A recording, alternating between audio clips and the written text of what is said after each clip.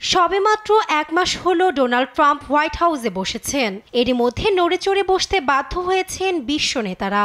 এবার দ্বিতীয় মেয়াদে ট্রাম্প প্রশাসনের প্রথম মন্ত্রিসভার বৈঠকেও বিশ্বের নানা ইস্যুতে নিজের অবস্থান পরিষ্কার করলেন তিনি।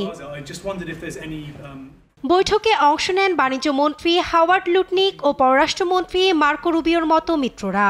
সেই সঙ্গে মন্ত্রিসভার সদস্য না হয়েও বৈঠকে অংশ নেন বিলিয়নিয়ার ইলন মাস্ক।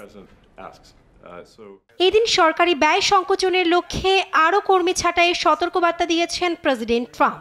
এ সময় ডিওজিইর সাম্প্রতিক কার্যক্রম উল্লেখ করে ইলন মাস্কের ভূয়সী প্রশংসাও করেন তিনি। বাইডেন কঠিনভাবে প্রশাসন পরিচালনা করতে পারেনি। তারা এমন কাজে অর্থ ব্যয় করেছিলেন যা আগে কেউ কখনো করেনি। এটা এক প্রকার অপচয়।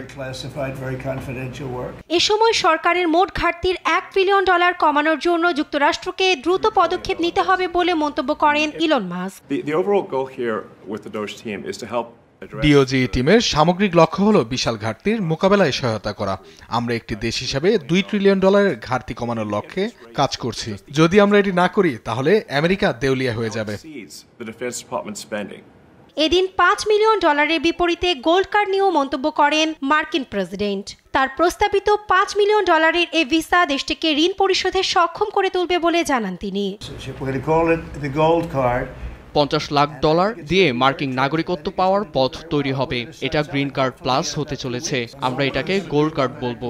আমার মনে হয় এটা খুবই মূল্যবান হবে। আশা করি আমরা প্রায় 2 সপ্তাহের মধ্যে বিক্রি শুরু করতে পারবো।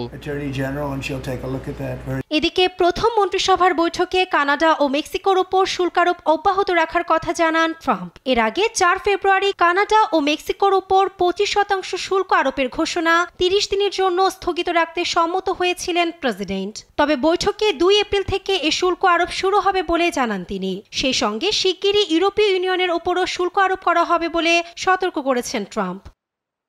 বৈঠকে চীনকে জোর করে তাইওয়ানের নিয়ন্ত্রণ নিতে দেবে কিনা সাংবাদিকের এমন প্রশ্নের জবাব দিতে অস্বীকৃতি জানান ট্রাম্প। জানান চীনের প্রেসিডেন্টের সঙ্গে সুসম্পর্কের কথা।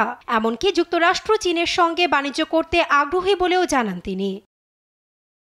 বৈঠকে ইউক্রেন শান্তি আলোচনা ও গাজা ইস্যুতেও কথা বলেন মার্কিন president. Nasrin Akter, news desk, Desh TV.